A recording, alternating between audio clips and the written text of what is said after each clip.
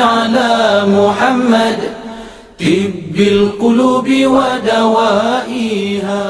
الحمد لله والصلاة والسلام على رسول الله سيدنا محمد بن عبد الله وعلى آله وصحبه ومن والاه ولا حول ولا قوة إلا بالله العلي العظيم. سبحانك يا الله سبحانك لا علم لنا إلا ما علمتنا إنك أنت العليم الحكيم. ربنا زدنا علما وارزقنا فهما وافتح لنا فتوح العارفين وفقهنا في الدين وعلمنا التأويل واهدنا إلى سواء السبيل وارزقنا فهم النبيين وحفظ المرسلين وسرعة إلهام ملائكة المقربين. اللهم أغننا بالعلم وزينا بالحلم وأكرمنا بالتقوى وجملنا بالعافية يا أرحم الراحمين. Amma ba'd. Alhamdulillah, puji syukur kehadirat Allah. Salawat dan salam tak lupa senantiasa kita haturkan kepada junjungan kita Nabi besar Muhammad sallallahu alaihi wa alihi wasallam. Kepada yang terhormat para guru, para orang tua, para hadirin jamaah majlis ta'lim Masjid Al-Amin yang dimuliakan oleh Allah, di antaranya Ustaz Syukron bin Al-Kiai Al-Haj Muhammad Syarbini yang telah membuka pengajian kita dengan salawat dan doa. InsyaAllah apa yang sudah dipanjatkan dari doa ta'lim semoga dikabulkan di sisi Allah, sehingga kita digolongkan termasuk orang-orang yang berilmu, yang bisa mengamalkan ilmunya dan mendapatkan manfaat baik di dunia maupun di akhirat. Amin ya rabbal alamin. Alhamdulillah, kembali kita berjumpa bertatap muka antara maghrib dan isya di Masjid Al-Amin dalam rangka melanjutkan kajian dari hadis-hadis baginda Nabi kita Nabi besar Muhammad sallallahu alaihi wa alihi wasallam yang terkumpul dan disusun oleh Al-Imam, yang terkumpul dalam kitab Al-Arba'in An-Nawawiyah susunan Al-Imam Muhyiddin Abu Zakaria Yahya bin Syaraf An-Nawawi rahimahullah rahmatul abrar, di mana kajian hadis kita kali ini hendak mengkaji hadis yang ke-30, urutan yang ke-30. Bismillahirrahmanirrahim.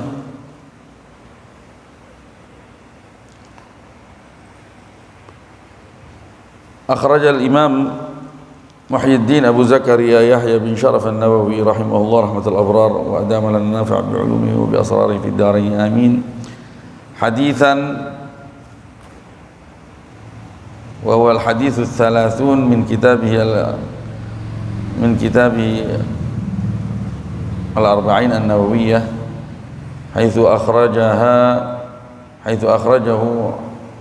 an masyayikhihi wa masyayikhihi an Abi Tha'labah Al-Khushani Jurthum bin Nashir radhiyallahu anhu an Rasulillah sallallahu alaihi wa alihi wasallam qala inna Allah ta'ala farada fara'ida fala tudayyi'uha wa hadda hududan fala ta'taduha wa harrama asya'a fala tantahikuha wa sakata an asya'a rahmatan lakum ghaira nisyanin fala tabhathu anha. Hadithun hasanun rawahu ad-Daruqutni wa ghairuhu. Bismillahirrahmanirrahim. Al-Imam An-Nawawi di dalam kitabnya Al-Arba'in An-Nawawiyah mengeluarkan sebuah hadis yang beliau riwayatkan dari para gurunya, yang mana hadis ini ditaruh dalam urutan ke-30, yaitu hadis yang di atasnya diriwayatkan oleh sahabat baginda Nabi yang bernama Abi Tha'labah Al-Khushani. Dikenalnya Abi Tha'labah dari keluarga Al-Khushani, gabilah ma'rufah Khushainah. Ya, namanya Jurthum bin Nashir. Namanya Jurthum bin Nashir. Jurthum putra Nashir. Ada yang bilang namanya riwayatnya bukan Jurthum. Ada yang bilang nama abahnya bukan Nasir. Yang jelas sepakat bahwa yang dimaksud adalah Abi Tha'labah. Jadi kadang-kadang orang Arab lebih terkenal dengan panggilannya ketimbang sama namanya. Kalau namanya sampai akhirnya ada silang pendapat antar para ulama terkait namanya. Sebagian begitu. Sebagian lagi saking populernya nggak ada silang pendapat antara para ulama di dalam meriwayatkan siapa nama sesungguhnya. Yang jelas ini Abi Tha'labah Al-Khushani radhiyallahu taala anhu, sahabat mulia dari an Rasulullah SAW. Beliau mendengar ya berita ini dari Rasulullah SAW. Qala Rasulullah SAW bersabda, Inna Allah Ta'ala farada fara'idha, sesungguhnya Allah Subhanahu wa Ta'ala telah mewajibkan kepada kita beberapa kewajiban. Fala tudayyi'uha, oleh karena itu janganlah engkau sia-siakan, jangan ditinggalkan, ya. Wa hadda hududan, dan Allah memberi batasan-batasan.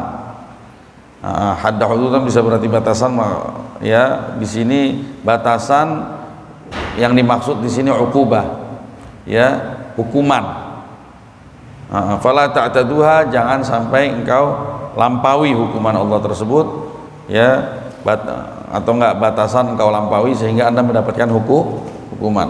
Wa harrama asya fala tantahiquha, dan Allah juga mengharamkan beberapa perkara jangan engkau terobos dan jangan engkau melakukannya, ya, menodainya. Wa sakata an asya'a rahmatan lakum, dan Allah tidak berkomentar terkait beberapa perkara. Nggak dikatakan halal, nggak dikatakan haram, dan nggak ada hukumannya, nggak dikasih keterangan tentang hukuman bagi siapa yang melakukannya. Ya, orang hukumnya nggak ketahuan apakah haram atau halal. Ya, Allah diam, artinya tidak berkomentar tentang hukum tersebut. Ghaira nisyanin, bukan karena lupa, ya, Allah nggak lupa. Fala tabhatsu anha, tapi yang modelnya seperti ini jangan dicari-cari, jangan ditanya-tanya, ya. Nanti akan kita tahu bagaimana cara menyikapinya. Haditsun hasanun, hadis dalam derajat hasan, rawahu Ad-Darqutni, diriwayatkan oleh Imam Ad-Darqutni wa ghairuhu, dan selainnya. Bismillahirrahmanirrahim. Jadi hadis ini adalah hadis mulia baginda Nabi Muhammad SAW yang diriwayatkan oleh sahabat baginda Nabi yang dikenal dengan kunyah Abi Tha'labah Al-Khushani, ya, Abi Tha'labah, ayah dari Tha'labah. Tha'labah itu musang, ya. Nggak tahu kenapa dinisbatkan kepada musang, mungkin dia miara musang kali, miara musang, ya. Namanya Jurthum bin Nasir radhiyallahu ta'ala anhu, masuk kategori sahabat yang populer, ya, karena dia termasuk golongan para sahabat yang pernah hadir di Bai'atur Ridwan. Bai'ah Ar-Ridwan, ya, sahabat tuh banyak jumlahnya, ribuan. Nah, di antara mereka derajatnya bertingkat. Yang paling mulia, ya, sahabat baginda Nabi dari kalangan Al-Muhajirun wal Ansar, itu 4 diantaranya, ya, terdepan, yaitu Al-Khulafa Ar-Rasyidin. Kemudian 10 kelengkapannya, ya, ada 10. Nah, baru di situ nanti Ahl Bai'atul Ridwan, Ahl orang yang hadir Bai'atul Ridwan sama yang nggak hadir Bai'atul Ridwan lain derajatnya. Nanti ada lagi yang hadir Fatah Mekah, atau enggak perjanjian Hudaybiyah, ya, perjanjian Hudaybiyah. Nanti yang hadir yang di Fatah Mekah. Nah, orang yang sahabat yang baru mengalami kejadian-kejadian penting dalam Islam di akhir-akhir tahun tidak sama dengan derajatnya dengan sahabat-sahabat yang hadir di awal tahun, karena ujiannya lebih besar di awal tahun perjuangan Islam. Iya. Jadi bai'atul ridwan itu bai'ah keridhaan yang mendapatkan keridhaan Allah Subhanahu wa taala, dilakukan di bawah pohon. Ya, di bawah pohon, atau enggak nama lain bai'atus syajarah. Bai'at. Jadi membaiat, sahabat berbaiat kepada Rasulullah, mengambil janji suci. Janji bahwa mereka siap berjuang di belakang baginda Rasulullah SAW. Nanti sedikit sejarahnya akan kita kupas. Iya. Itu tahun ke-6 Hijriah. Tahun ke-6 Hijriah. Nah, artinya di Madinah. Madinah kan Nabi 10 tahun di Madinah, 13 tahun di Mekah. Ini tahun ke-6. Udah mau dikit lagi pembukaan kota Mekah, sebelum pembukaan kota Mekah. Nah, sebab terjadinya bai'atul ridwan itu bahwa Rasulullah SAW saat itu sudah punya embrio negara Islam di kota Madinah. Ya, sudah bisa dikatakan sudah berdiri negara Islam. Nah, saat itu Rasulullah hendak haji, pergi ke Mekah. Ya, pergi ke Mekah bersama sekitar 1.400 pengikut umat Islam, dan 1.500 sedang bilang. Tujuannya li ziyaratil bait, tujuannya untuk berkunjung ke rumahnya Allah. Iya, maksudnya mau umroh. Tasaddahul musyrikun, fasaddahul musyrikun. Kemudian orang-orang musyrik yang ada di kota Mekah menghalanginya. Was-was, ketakutan, takut dikuasai berperang gitu. Wa mimman terus fa arsala ilaihim Utsman. Akhirnya Rasulullah SAW mengutus Sayyidina Utsman untuk masuk ke kota Mekah untuk mengabarkan berita, ya, bahwa sesungguhnya kedatangan Rasulullah SAW bukan bertujuan untuk berperang. Ya. Adapun tujuannya tak lain dan tak bukan untuk menziarahi Baitillah al-Haram wa mu'azziman lahu, dan ingin mengagungkannya. Istilahnya nianlah diberi tempat gitu. Apalagi memang Rasulullah memang asalnya dari Mekah. Iya. Kemudian orang-orang musyrikin sempat menangkap Sayyidina Utsman, ditahan. Akhirnya ada iblis ingin bikin fitnah, mau mengadu domba. Iya, iblis laknatullah alaih teriak, ya, memberitakan satu bisikan, yang mana bisikannya tersebut sampai kepada Nabi Muhammad SAW, ya, bahwa orang-orang musyrik telah membunuh Sayyidina Utsman. Sampai berita itu kepada Nabi, ya, akhirnya Nabi marah. Terus Nabi mengucapkan ucapannya yang terkenal, lan nabraha hatta nunashizahumul harb. Ya, kita nggak bakal mundur sampai benar-benar kita berhadapan satu lawan satu dengan mereka, ya, untuk berperang. Terus Rasulullah SAW memanggil manusia saat itu, para sahabat, di bawah pohon untuk mengambil janji suci. Ya, janji tetap akan bersama Nabi walaupun mati menjemput. Lil maut. Fattafaqu, semua serentak sepakat ma'a Rasulillah SAW, bersama Rasulullah, ala an yamutu, sampai mereka mati. Wala yafirru, dan mereka tidak akan lari dari perang melawan ahli Mekah. Ya, tatkala kaum musyrikun mendengarkan sampai berita mereka bahwa Rasulullah mengambil baiat, mereka takut. Ya, akhirnya mereka melepas Sayyidina Utsman. Ketahuan bahwa ternyata itu. Nah, tapi di situ terbukti ketulusan para sahabat, ya, di baiat tersebut, sampai Allah Subhanahu wa taala, ya, turunkan ayat yang bunyinya laqad radiyallahu 'anil mu'minina idh yubayyi'unaka tahta asy-syajarah. Sungguh Allah Subhanahu wa taala telah meridhoi orang-orang yang beriman. Siapa mereka? Mereka yang telah membaiatmu di bawah pohon.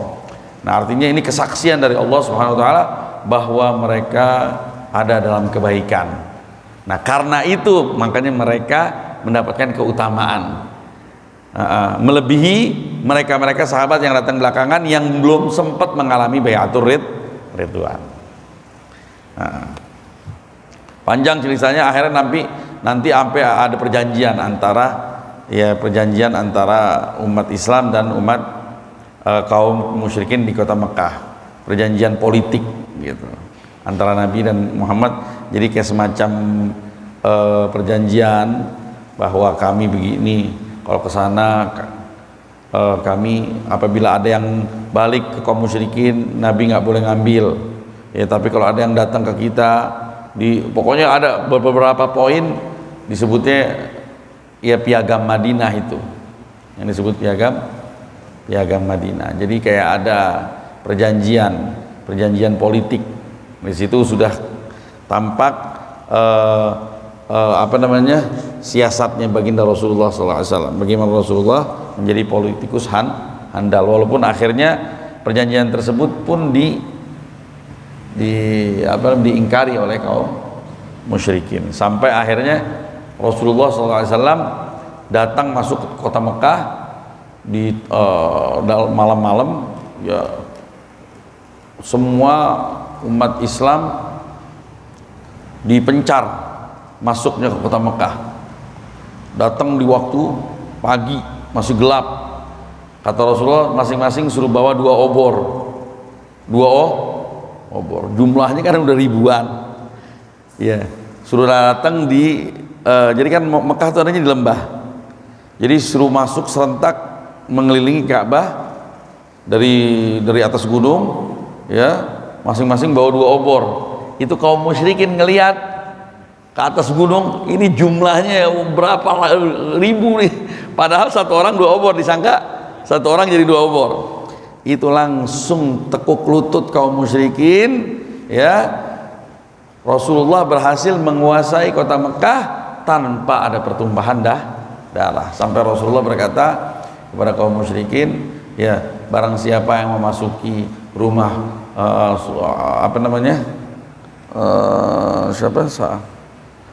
Astaghfirullahaladzim, Abu Sufyan yang musuhin Nabi dengan keras, akhirnya masuk Islam di Fatah Mekah. Masuk Islamnya begitu deh, ya, masuk Islamnya pertama alasannya karena takut, tapi lama-lama tapi tetap Nabi ayomi mereka. Nabi kasih perhatian karena mereka mu'allafah qulubuhum. Iya, sampai Fatah Mekah. Jadi mulai baiatur ridwan, baiatul Hudaybiyah, perjanjian Hudaybiyah, terus baru Fatah Mekah. Nah, ini Abi Tha'labah Al-Juthami, dia yang pernah ngalamin baiatur ridwan. Ya, dikisahkan bahwa Jurthum ini pernah berkata, inni arju, bahwa saya mengharapkan an la yakhnaqani Allah kama arakum tukhnaqun 'indal maut. Saya berharap agar Allah tidak mencekik saya di saat saya meninggal, sebagaimana saya melihat kalian orang-orang kafir mati dalam keadaan tercekik. Jadi orang-orang sahabat baginda Nabi ini, Abi Tha'labah, seakan-akan menyaksikan, ya, sakarat mautnya orang-orang kafir di saat meninggal itu kayak dicekek, ya, mengalami sakaratul maut yang luar biasa perihnya, dan dia selalu meminta sama Allah untuk tidak diperlakukan sebagaimana Allah memperlakukan orang-orang kafir di saat mati. Fa bainama huwa yusalli, subhanallah, doanya dikabulkan oleh Allah Subhanahu wa taala, dan dia meninggal dalam keadaan lagi sholat dan sujud, ya. Dan anaknya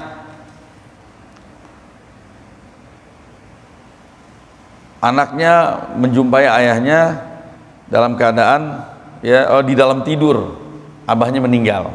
Terus nih anak bangun dalam keadaan takut, mereka teriak, "Ayahku, mana ayah?" Tiba-tiba dia ngelihat ayahnya lagi ada di tempat musola, lagi sholat, lagi sujud. Dipanggil, nggak dijawab. Sampai akhirnya didatangi, udah berapa lama dalam keadaan sujud, digoyangin atau jatuh dari sujud dalam keadaan meninggal di kota Syam ya tahun 95 Hijriah. Dan dia riwayatan hadisnya ada sekitar 40 hadis. Dia meriwayatkan hadis dari baginda Rasulullah SAW radhiyallahu taala anhu. Masya Allah, sahabat baginda Nabi mulia, berjuang sukarela ya demi mendukung dakwahnya baginda Rasulullah sallallahu alaihi wasallam. Salah satu hadis dari 40 hadis adalah hadis ini yang diriwayatkan oleh Darqutni.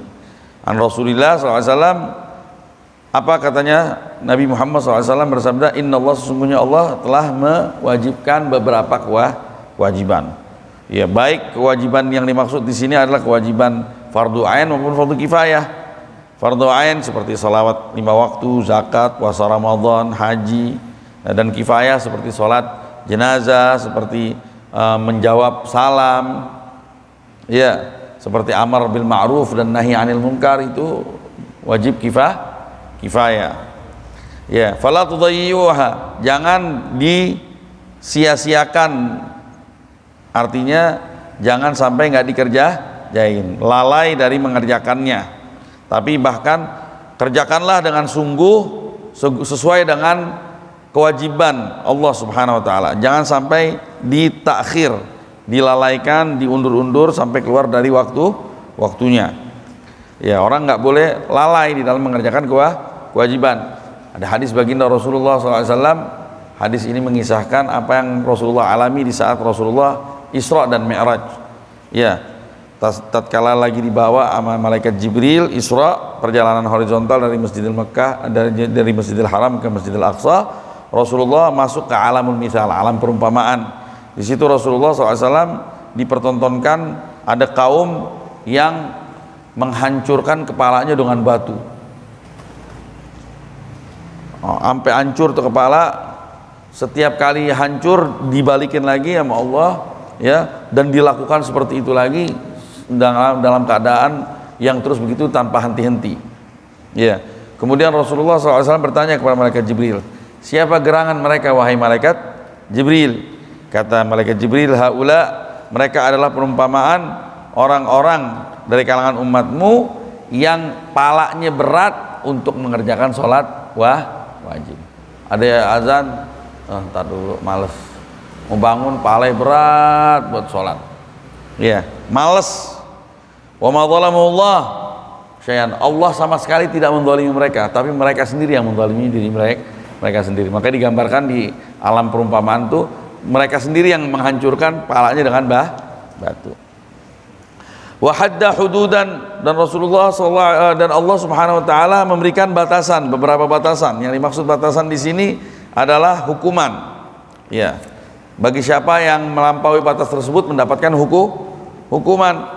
Tujuan hukuman tersebut adalah, jadi had dalam syariat itu maksudnya hukuman yang terukur dari syariat, yang tujuannya adalah memberikan efek jera sehingga tercegah setiap orang yang menyaksikannya dari melakukan maksiat tersebut.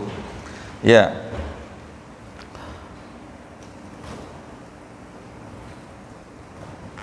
Ini yang namanya hukuman dari Allah Subhanahu wa taala itu sebenarnya rahmat.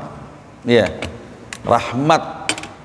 Bahkan ada riwayat hadis yang berkata, haddun yugamu fil ard, hukuman apabila diterapkan, hukuman Allah apabila diterapkan di muka bumi itu lebih baik ketimbang bumi itu mendapatkan apa?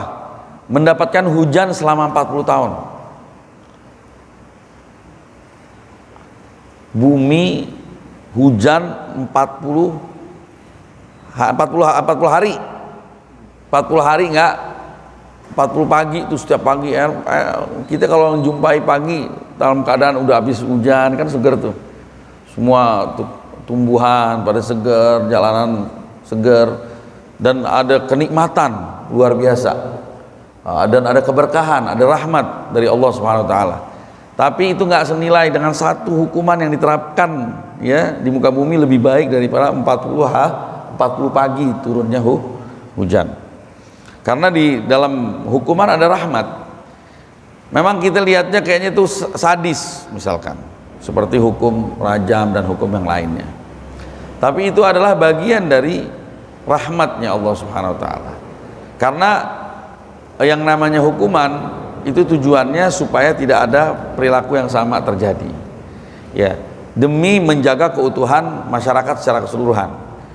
Kita nih kalau misalkan tubuh kita ada yang terkena luka dan lukanya ini berbahaya, divonis sama dokter tangan yang luka yang ada di tangan tersebut menyebabkan ya tangan itu harus diamputasi. Nah, antum merasa kesian, sayang sama tangan antum. Ya, berarti rahmatnya antum masih sifatnya parsial. Cuman sayang sama tangan, nggak sayang sama seluruh tubuh. Mestinya rahmatnya yang universal. Ya nggak apa-apa dikorbanin satu tapi nyelamatin yang banyak. Itu tujuan hukuman. Nah, bahkan peperangan itu semua, jadi semua yang ada pada agama ya, baik hukuman, keputusan-keputusan yang terkesan itu adalah sadis, bahkan itu sebenarnya kebaikan buat masyarakat itu sendiri. Kebaikan buat masyarakat sendiri. Apalagi umat Islam juga sifatnya kayak misalkan hukuman matinya hukuman penggal kepala. Dan penggal kepala itu sadis bagi yang melihat, tapi rahmat buat yang lagi dipenggal. Karena udah dipenggal habis orang bet hilang udah. Kalau ditembak, habis ditembak jantungnya sini, itu panas dulu, kebakar, sakit. Ya apalagi yang dimatiin lebih parah lagi, disalib. Disalib tuh digantung lama sampai akhirnya dimakanin tuh. Udah mata ntar dimakanin sama burung kepalanya. Kayak salah satu yang ditafsirkan mimpinya oleh Nabi Allah Yusuf tuh, bahwa dia akan mati dimakan kepalanya sama burung bangke. Artinya mati dalam keadaan sabar, mengenaskan, gak dikasih makan, gak dikasih minum, digantung, dipertontonkan masyarakat. Itu sadis. Tapi umat Islam nggak seperti itu. Ya, agama Islam tidak seperti itu. Dan dilarang ya, ulama mengatakan tidak boleh haram ya menggugurkan hukuman ya dengan harta sogokan, artinya ya, yang diambil dari harta orang yang memang orang yang memang berhak mendapatkan hukuman. Kenapa? Di sini disebutkan kata ulama. Alasannya diantaranya apa? Selain itu menyalahi perintah Allah, itu bisa menjatuhkan kewibawaan pemerintah.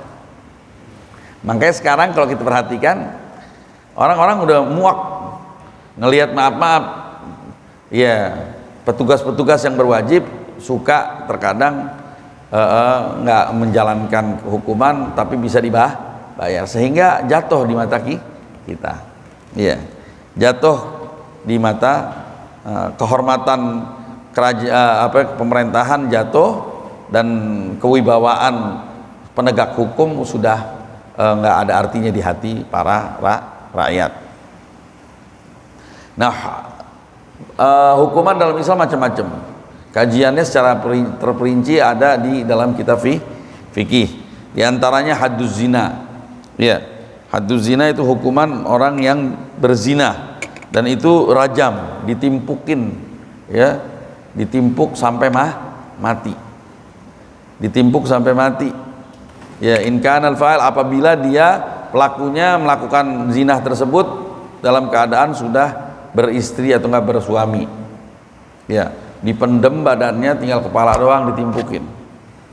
Ya, timpuknya nggak boleh batu kecil-kecil. Kalau batu kecil-kecil siksaan buat dia, tapi batu besar. Ya, dan itu di dalam Islam tidak ada, di dalam Islam dari mulai zaman Nabi sampai sekarang belum terjadi hukuman ini berlaku karena memenuhi persyaratan. Karena syaratnya susah. Syaratnya susah. Syaratnya apa? Empat orang adil. 4 orang adil. Adil tuh orang yang nggak bermaksiat. Adil itu maksudnya orang yang nggak pernah berbuat dosa besar dan yang nggak pernah sering melakukan dosa kecil.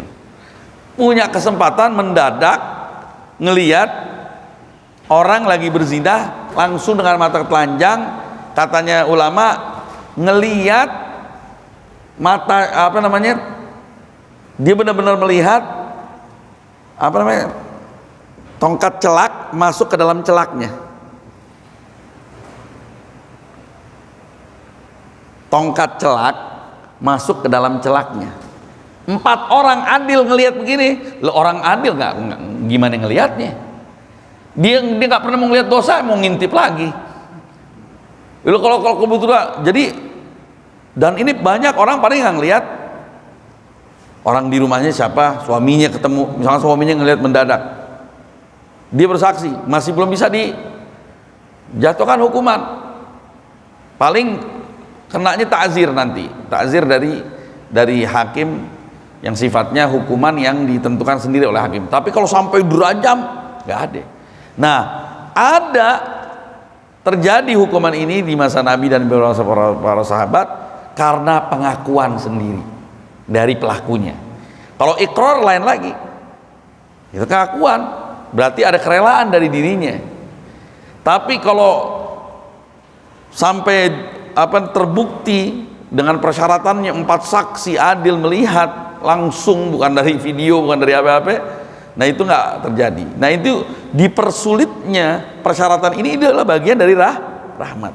Artinya begini, jangan zina loh, zina dirajam loh, diketok, ditimpukin palanya, kayak nakutin doang. Harapannya jangan sampai terjadi.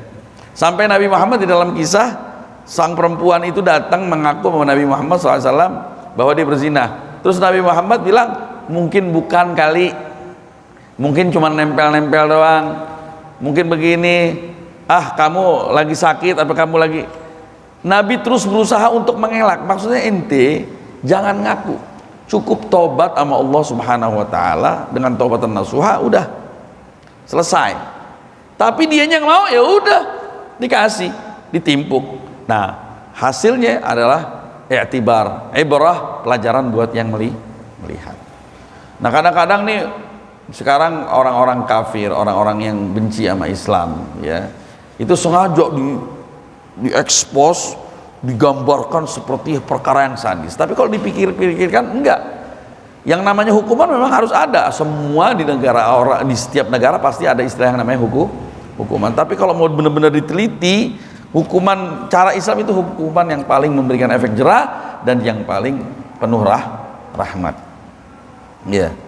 Jadi kalau zina seperti itu, ya, ditimpuk rajam sampai mati kalau dia memang sudah nikah. Nah, tapi dicambuk 100 kali, ya, dan diasingkan sejauh masafatul qasar, ya, selama setahun.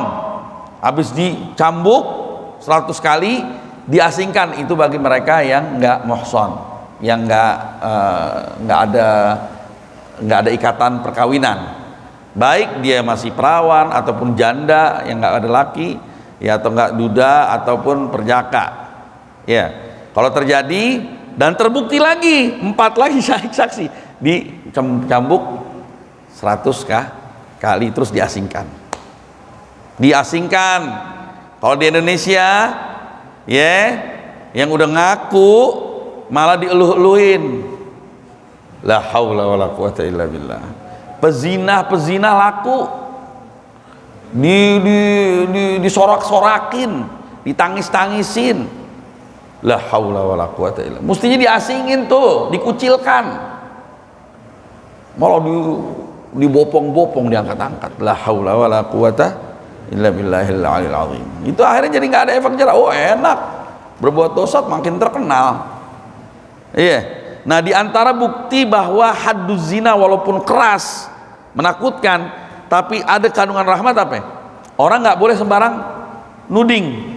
Oh, bahwa ini dia zina. Kalau nuding tanpa bukti yang jelas, dia bisa kena balas hukuman. Namanya haddul qadzaf. Haddul qadzaf itu 80 kali cambuk.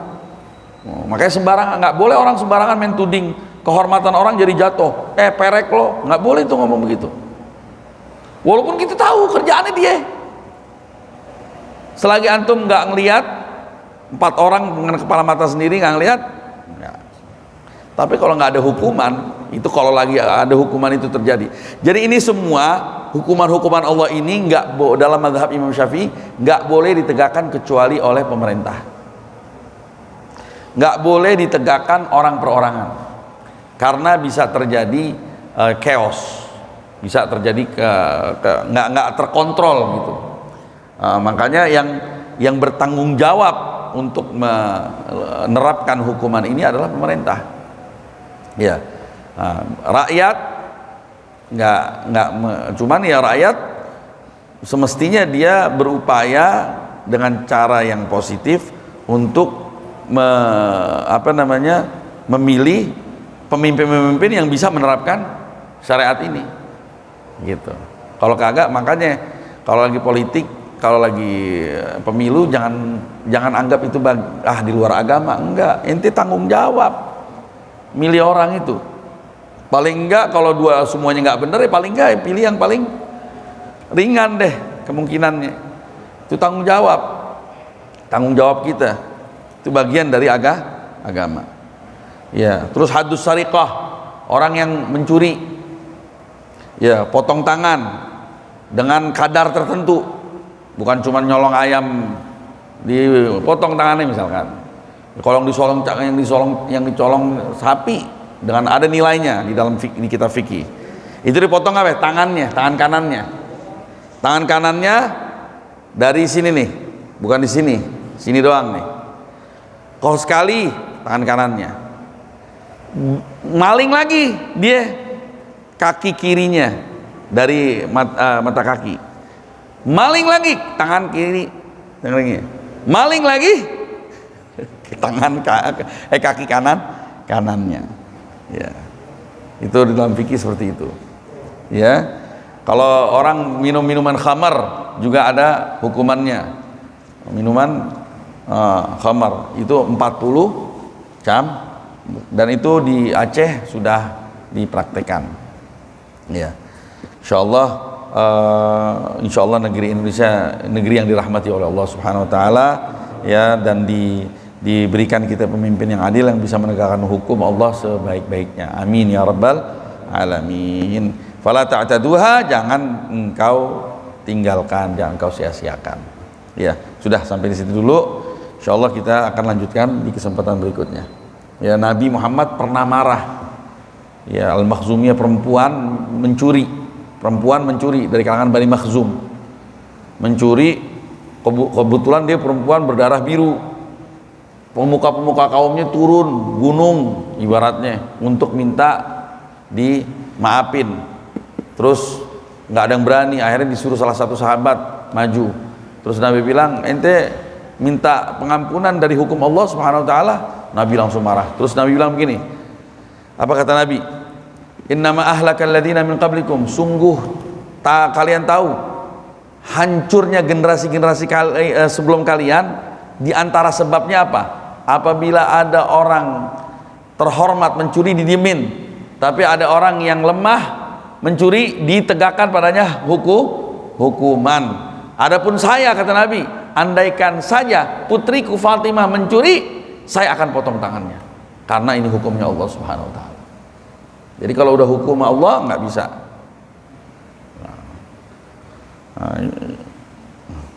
Wallahu a'lam bishawab. Insyaallah ketemu lagi. Wabillahi taufiq hidayah. wal afu minkum. Wassalamualaikum warahmatullahi wabarakatuh. Allahumma salli ala Muhammad tibbil qulubi wa dawaiha.